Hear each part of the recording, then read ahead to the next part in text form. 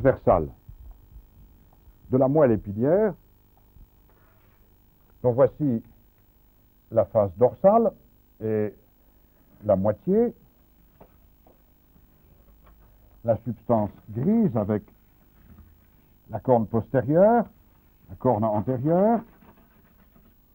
Dans la région antérieure, les colonnes motrices de la ruelle sont de deux types.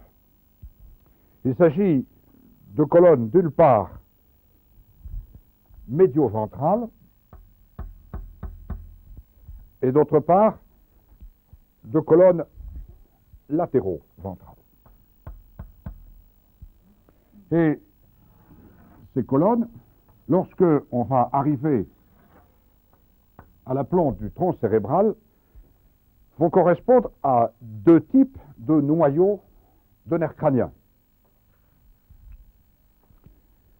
Lorsque je remets en place très rapidement cette extrémité crâniale, en esquissant à peine les ébauches placodiques, mais ici pour densifier la dilatation du tube neural primitif qui vient à ce stade des trois vésicules former le rhombencéphale vers l'arrière, le mésencéphale au milieu et le prosencéphale vers l'avant. Ce dernier ne nous intéresse pas. En effet, la tige notocordale,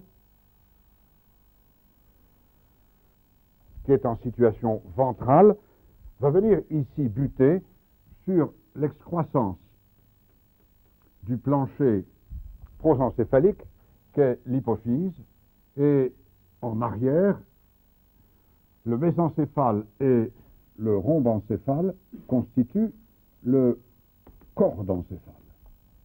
Or, c'est justement ce cordencéphale, par rapport au schéma de présentation initiale, qui va correspondre à la segmentation somitique. C'est-à-dire que les noyaux des nerfs crâniens, en avant la première paire, le rhinencéphale, et la deuxième paire, l'ophtalmencéphale, ne sont pas des nerfs crâniens, ce sont des morceaux de cerveau poussés à l'extérieur. Donc la véritable première vraie paire de nerfs crâniens, c'est la troisième paire de nerfs crâniens, l'oculomotorius.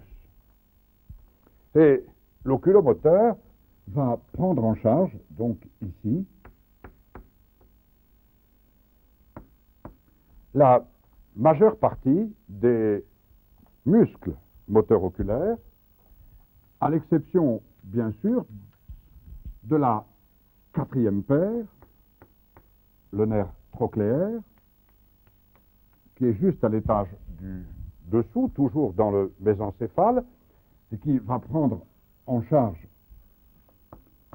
le muscle trochléaire, le grand oblique, et à l'exception de la sixième paire des nerfs crâniens, le nervus abducens, qui va lui aussi prendre en charge le muscle droit latéral, droite externe.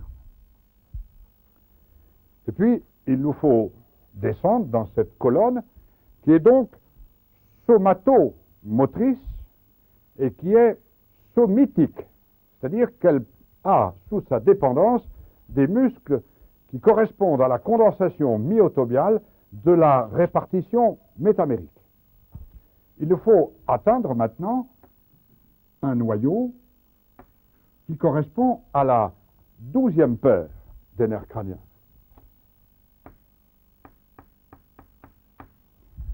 Le nerf hypoglosse, qui va prendre en charge, lui,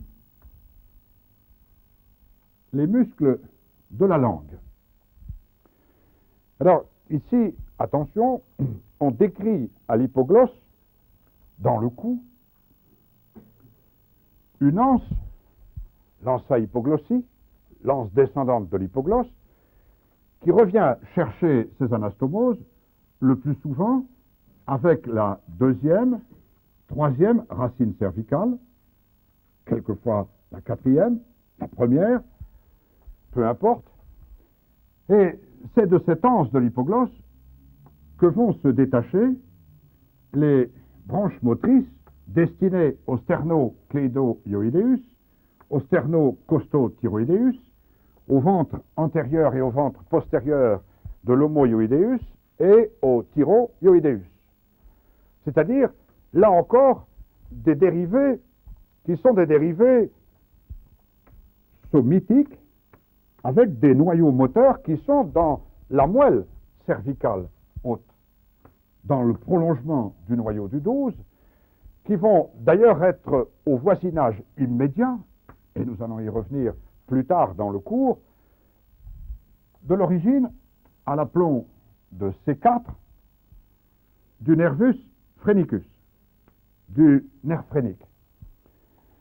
Les coupes histologiques du rachis de la moelle cervicale haute montrent en effet une coulée de cellules qui se prolongent par le nerf hypoglosse, qu'on appelle le noyau de Kitamura, qui va expliquer l'importance de la respiration dans toute la morphogénèse de l'étage cervical, de l'étage mandibulaire, avec la posture de la langue. Parce que le nerf hypoglosse et les noyaux qui sont dans les premiers myélomères cervicaux, qui arrivent au noyau du phrénique, donnent une unité praxique, un même schéma moteur. Combien il est important de rééduquer la respiration en même temps que la langue, même si plus tard, le diaphragme se retrouve 60 cm plus bas pour des raisons de migration sur lesquelles nous allons aussi revenir.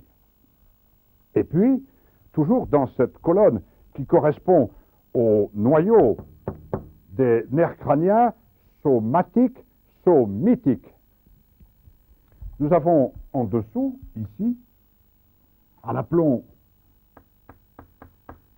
du rachis cervical haut, le nervus spinalis, la 11e paire des nerfs crâniens, mais le 11 médulaire, la racine médulaire du 11.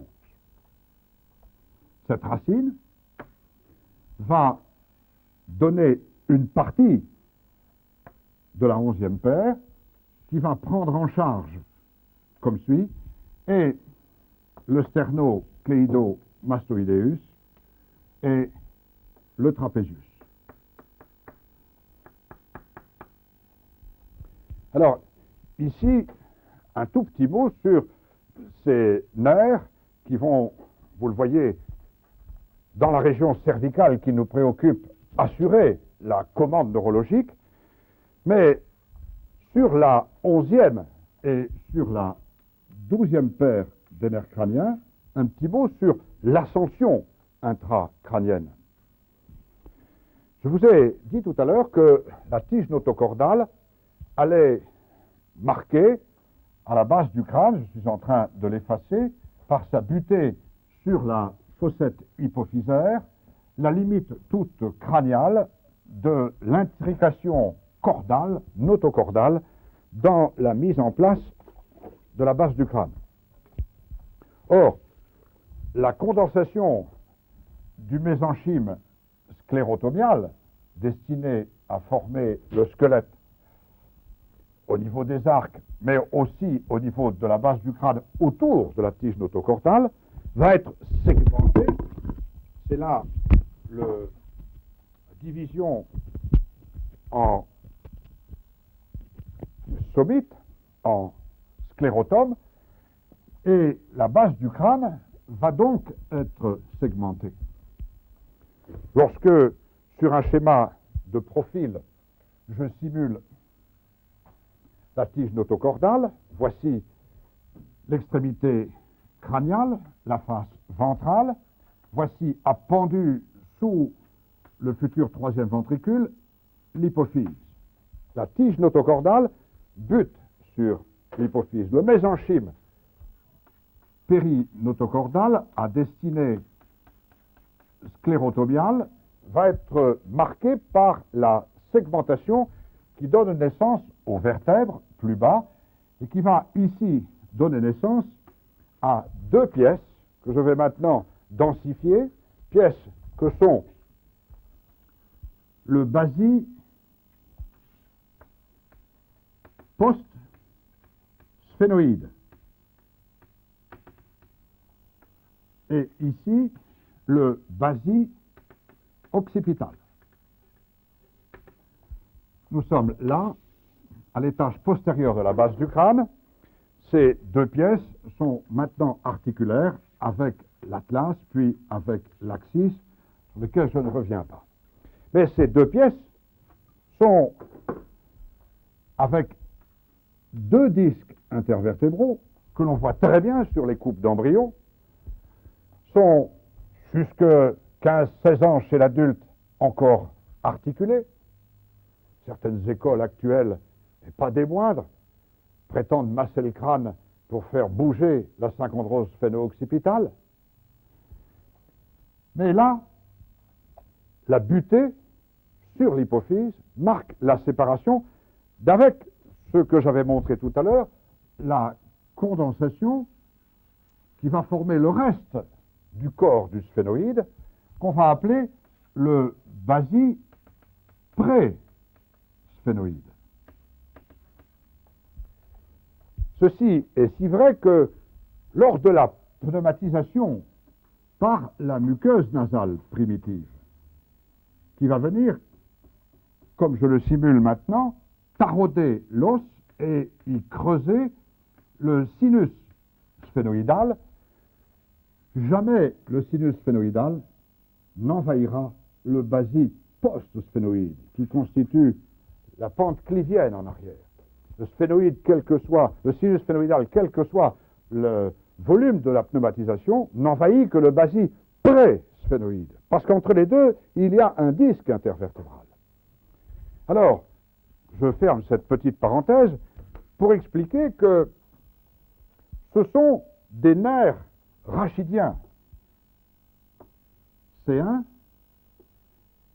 C2, C3, et ce sont des nerfs rachidiens qui ont été poussés dans le crâne pour constituer d'abord le 12. Poussés dans le crâne pour y faire juste un tout petit tour dans le crâne et ressortir tout de suite par le canal condylien antérieur pour donner ensuite le nervus hypoglossus, le nerf hypoglosse. Mais le nerf hypoglosse n'est pas un nerf crânien. Le nerf hypoglosse, c'est un nerf rachidien qui est secondairement céphalisé, qui a été poussé dans le crâne et qui va ressortir tout de suite du crâne. D'ailleurs, les travaux de De Vries ont montré que chez les ruminants, chez la vache par exemple, le nerf hypoglosse n'est pas du tout un nerf crânien. C'est un nerf cervical, rachidien, pur. D'ailleurs, chez l'homme, on décrit souvent non pas un canal condylien antérieur, mais 2, voire 3 canaux condyliens antérieurs. Pourquoi? Eh bien parce que tout à l'heure, je vous ai dit que la langue, qui est le territoire moteur, effecteur de l'hypoglosse, est formée par la condensation de la portion myotomiale des 6e, 7e et 8e arcs branchiaux. C'est pour ça qu'il y a quelquefois 1, quelquefois 2, quelquefois 3 filets et 3 trous osseux condensés autour de ces 3 racines de l'hypoglosse. Et l'hypoglosse qui est sorti comme suit, qui est donc un nerf segmentaire, comme le sont les nerfs sous-jacents du rachis de la moelle cervicale, quand il est monté dans le crâne, il n'a emmené que le contingent moteur des myélomères. Et il a oublié en route le contingent sensitif. On décrit l'hypoglosse comme étant essentiellement un nerf moteur. Seulement tout à l'heure, je vous ai expliqué qu'il y avait ici une anse cervicale, l'ansa hypoglossie, qui revient chercher à l'aplomb de C1, à l'aplomb de C2, à l'aplomb de C3, ensuite nous sommes au niveau du phrénique, d'abord le contingent sensitif pour la sensibilité proprioceptive des muscles de la langue, que le nerf a oublié en montant dans le crâne. Et comme certains de mes élèves l'avaient fait en comptant les fibres, il y a beaucoup plus de fibres dans l'hypoglosse après le départ de l'anse qu'avant l'anse. C'est parce que les fibres ont été ramenées à partir de l'anse de l'hypoglosse.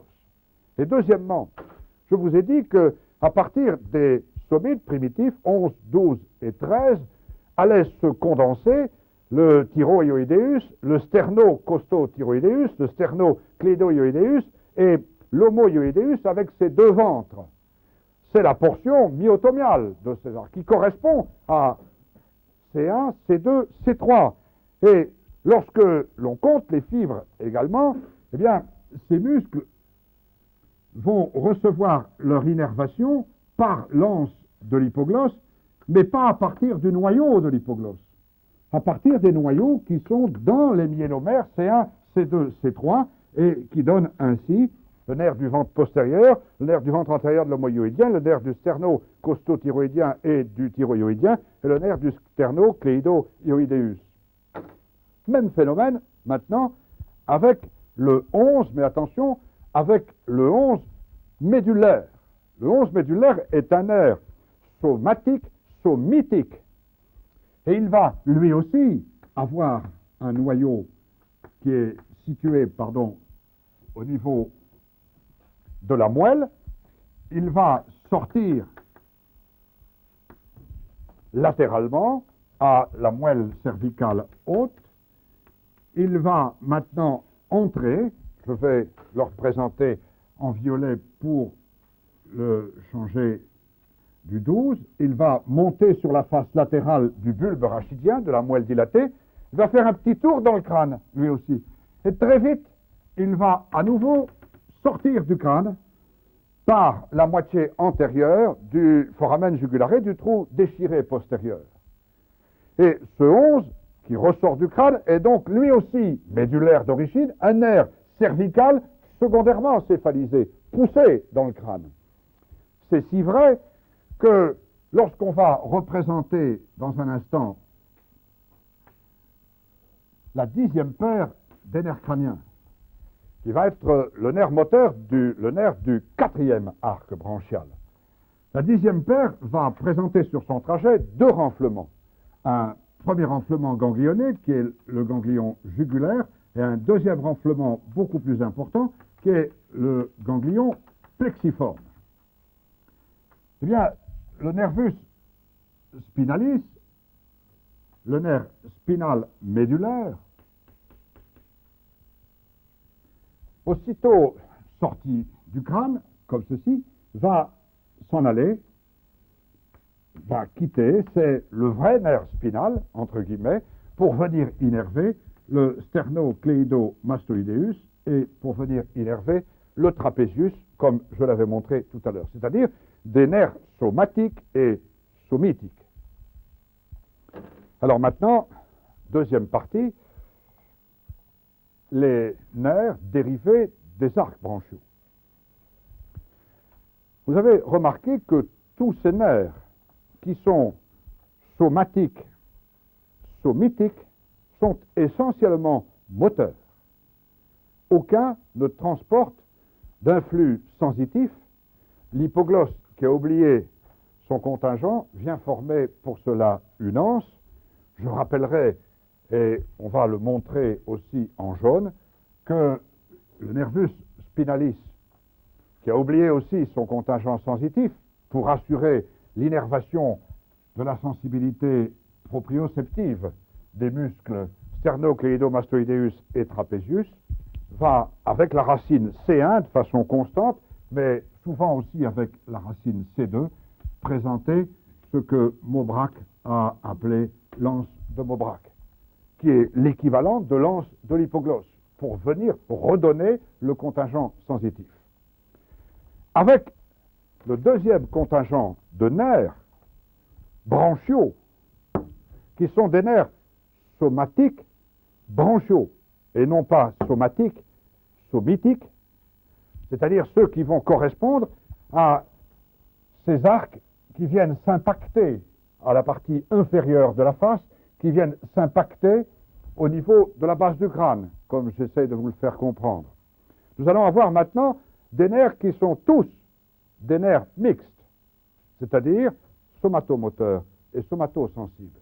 Ça veut dire que sur le trajet de chacun de ces nerfs, il y aura forcément, pour loger le paquet d'estésionneurs, les cellules sensitives étant les cellules extra-axiales, toujours contenues dans un renflement ganglionné. Tout nerf qui est sensitif a forcément un ganglion sur son trajet. Nous allons avoir un renflement ganglionné. Alors, nous allons refaire un même petit schéma de profil et en même temps illustrer la morphogénèse des muscles, rappeler les placodes, la placode optique, la placode otique, le bourgeon maxillaire, le bourgeon mandibulaire, vers la région ventrale, la bosse cardiaque. Voici la zone crâniale, voici en projection le prosencéphale, voici le mésencéphale, voici le rhombencéphale au sommet du tube neural. On va prendre une autre couleur pour expliquer que, premièrement, le nerf du premier arc branchial, c'est le trijumeau.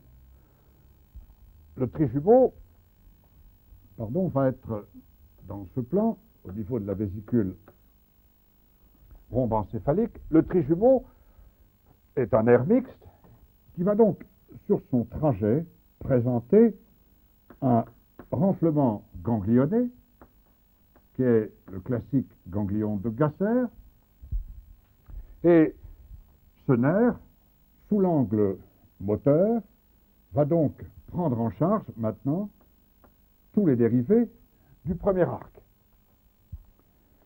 C'est essentiellement par la branche 5 numéro 3 que vont passer les rameaux moteurs de ce plus grand des nerfs crâniens, qui est le véritable architecte de la face, le nervus ophtalmicus et le nervus maxillaris, le 5A et le 5,2, étant essentiellement sensitifs. Au passage, d'ailleurs, vous noterez que, mais ceci nous éloigne de la portion cervicale, dans beaucoup d'espèces, le nerf ophtalmique de Willis, le 5 numéro 1, est un nerf complètement séparé, qui a un renflement ganglionné à lui, séparé, différent du ganglion de Gasser, et qui, en tout cas chez nous, est venu rejoindre le ganglion de Gasser. Mais c'est ce qui va marquer la séparation au niveau de la face entre l'étage qui est l'étage fronto-facial, au-dessus de l'émergence du nervus frontalis, lacrimalis et nasalis, de l'étage ophtalmo-facial, qui est délimité en dessous par l'étage maxillo-facial, le 5 numéro 2. Donc, chez nous, tout ceci est regroupé. Revenons au contingent moteur pour dire que par le 5 numéro 3, à partir du noyau masticateur, vont donc se dégager le nerf moteur du musculus temporalis, le nerf moteur du musculus masséter, le nerf moteur des deux faisceaux du pterygoideus lateralis, du pterygoideus medialis, et le nerf moteur du muscle tenseur du marteau, expliquant ce réflexe, cette physiologie commune entre la déglutition et la tension de la membrane tympanique. Et puis, attention ici, le 5 numéro 3, donc, va abandonner sur son trajet un contingent sensitif qui ne nous intéresse pas ici, c'est le nerf dentaire inférieur, et un contingent moteur qui est le nerf lingual. Et le nerf lingual est classiquement décrit comme donnant, dans ses branches terminales, le filet moteur du muscle du ventre antérieur du digastrique, le filet moteur du mylo-hyoïdeus et le filet moteur du génio-hyoïdeus.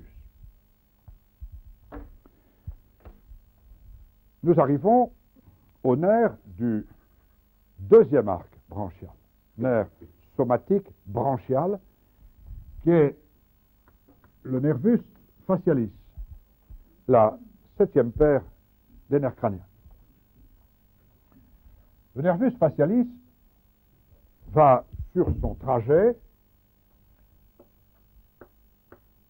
présenter un double coude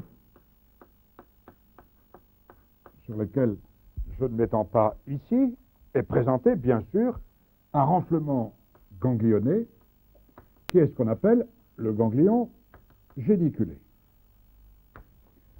C'est un nerf qui est mixte, sensitif, parce que, bien sûr, y est associé le 7 bis, l'intermédiaire de Vriesberg, qui va véhiculer les influx sensitifs et les influx végétatifs.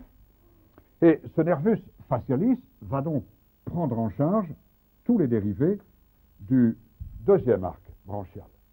C'est-à-dire, après ce trajet en baïonnette, premièrement, le nerf du muscle tenseur de l'étrier, le réflexe stapédien, s'étudie dans l'exploration de la 7e paire des nerfs crâniens.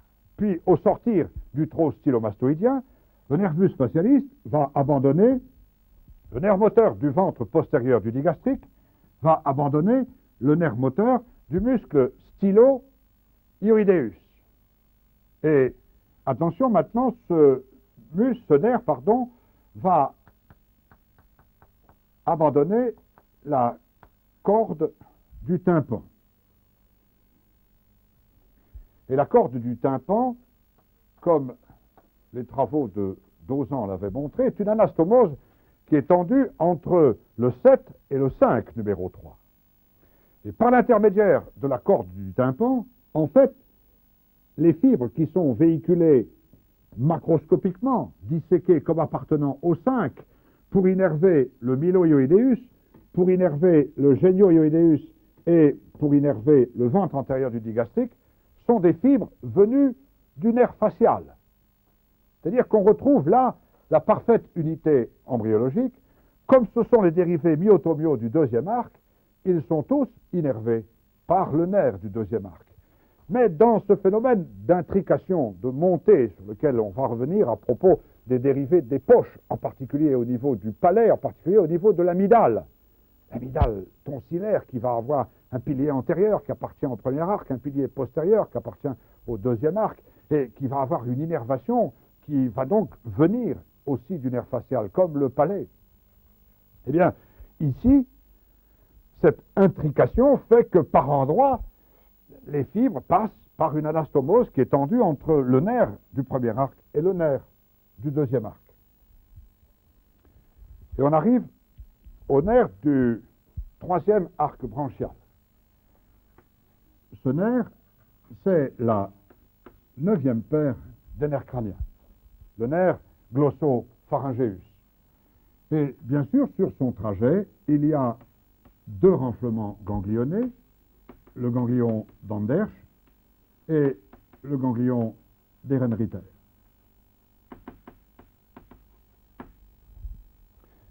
Ces formations ganglionnées correspondent au contingent sensitif, sur lequel je vais revenir bien sûr à propos de l'innervation sensorielle de la langue, mais c'est le noyau gustatif de Najot, n'y revenons pas, c'est le contingent moteur qui pour l'instant nous intéresse.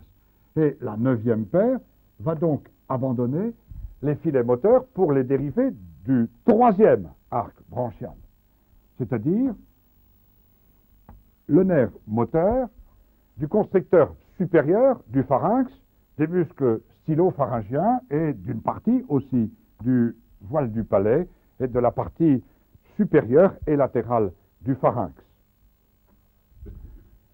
Le nerf du 4e arc branchial, c'est le nerf pneumogastrique, c'est la 10e paire des nerfs crâniens.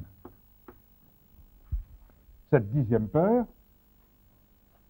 va sortir, va donner, comme je l'ai expliqué tout à l'heure, ces renflements ganglionnés. C'est un nerf mixte, complet, c'est certes un nerf végétatif, parasympathique, mais c'est aussi un nerf sensitif, c'est aussi un nerf moteur, et il va abandonner, comme ceci, le filet moteur destiné au constricteur moyen du pharynx, et il va abandonner macroscopiquement, maintenant, à partir de ce renflement ganglionné, nous allons prendre une autre couleur, suivez bien, à partir du ganglion plexiforme, il va abandonner un nerf dit nerf laryngé supérieur, qui vient prendre en charge le muscle cricothyroïdien. Et puis, je garde la même couleur, il va abandonner maintenant un nerf qui va aller faire un grand tour sur lequel on va revenir après, qui vient assurer l'innervation du constricteur inférieur du pharynx,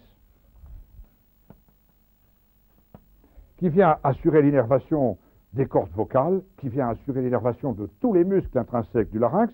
C'est le nerf phonatoire, c'est le nerf vocal. Alors, ceci nous amène à la 11e paire des nerfs crâniens, mais attention à la 11e paire bulbaire. Nerf crânien, somatique, branchial, nerf du 5e arc branchial. Et le 11, en sortant comme suit, va tout de suite rejoindre le 10. Mais attention, ça n'est pas le 11 médulaire.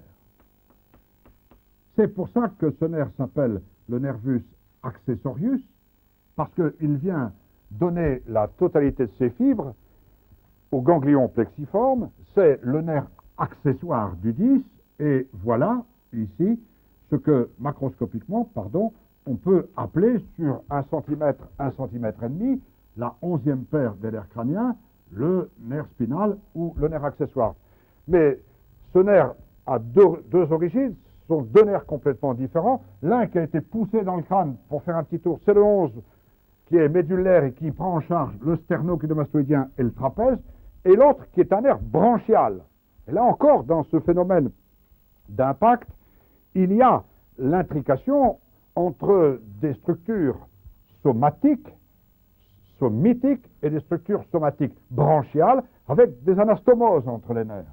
Et le 11 médulaire va donc rejoindre le 10. Tout à l'heure, je vous ai expliqué qu'il allait tout de suite abandonner le nerf laryngé supérieur, et puis, empruntant le trajet du 10, il va constituer le nerf récurrent, il va constituer le nerf phonatoire, le nerf laryngé inférieur, que l'on décrit bien sûr macroscopiquement, que l'on dissèque comme étant une branche du pneumogastrique, mais qui n'a rien à voir du point de vue systématique et du point de vue fibre avec le pneumogastrique. C'est le 11 destiné aux cordes vocales, destiné aux muscles internes. Et je vous ai dit, d'ailleurs, il va y avoir ici, entre les deux, l'anse de Galien, que l'on étudiera plus tard dans le cours.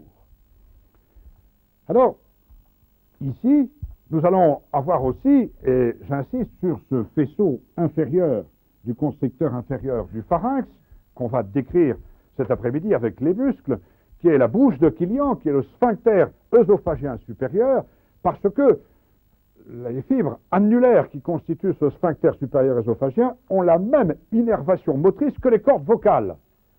Elles ont donc le même schéma praxique, cortical que les cordes vocales. Et chez le laryngectomisé pour cancer du larynx, c'est ce que l'on va appeler le phénomène phonatoire de Stupka, qui va permettre la rééducation du laryngectomisé à partir de la bouche œsophagienne. On va, comme un ventriloque, lui apprendre à parler avec son sphincter œsophagien. Parce que le schéma cortical est le même, ce sont les mêmes fibres qui, au passage, innervent le constricteur inférieur du pharynx et les cordes vocales. Alors, il reste, pour terminer ce chapitre des dérivés nerveux, à revenir un petit peu sur le nerf du deuxième arc, puisque, là encore, dans cette intrication des éléments d'origine somatique et des éléments d'origine branchiale, voici l'extrémité crâniale avec la tête qui est en antéflexion, qui est sur ce fœtus, sur cet embryon fin du 4e mois, très proche de la bosse cardiaque, en dessous, en face du stomodéum. La tête va ensuite, je vous l'ai dit, se défléchir, elle va se redresser, le cou va s'allonger, nous allons y arriver après, mais à ce stade, la portion mésenchymateuse myotomiale du deuxième arc branchial va, au fur et à mesure que se mettent en place ces arcs branchiaux, maintenant envahir, comme ceci, tous les territoires sous-cutanés du massif facial qui se différencient autour des fosses nasales, autour de l'œil, autour de la cavité orbitaire. Et ceci, Fontaine a beaucoup insisté là-dessus, va donner naissance à cette lame qui est le platysma, qui est le muscle possier du cou. Le platysma, chez nous, est pas très épais, mais chez le cheval, le platysma est large comme mes deux mains, épais comme mes deux mains, et fait 1 mètre de long. Dans la majorité des espèces, d'ailleurs, ce muscle va remonter, et ce n'est pas par hasard, ceci nous écarte un petit peu du problème, mais ce n'est pas par hasard qu'il va se condenser autour de tous les orifices, pour donner quoi? Pour donner tous les muscles possiers. L'orbiculaire des lèvres, l'orbiculaire des narines, l'orbiculaire des paupières, les muscles auriculaires, les muscles myrtiformes, canins, risorius, zygomatiques, muscles carrés du menton, muscles de la houppe, muscles triangulaires des lèvres, etc.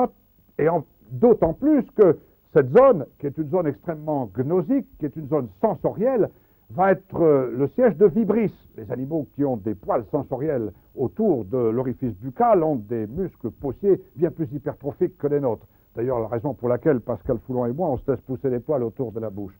Mais ces zones qui sont là vont ainsi tirer leur innervation, comme suit, du nerf du deuxième arc, c'est-à-dire du nervus facialis, qui va ainsi devenir le nerf moteur des muscles possiers.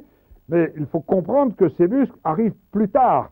Ils sont sur le territoire de chasse du premier arc, du trijumeau.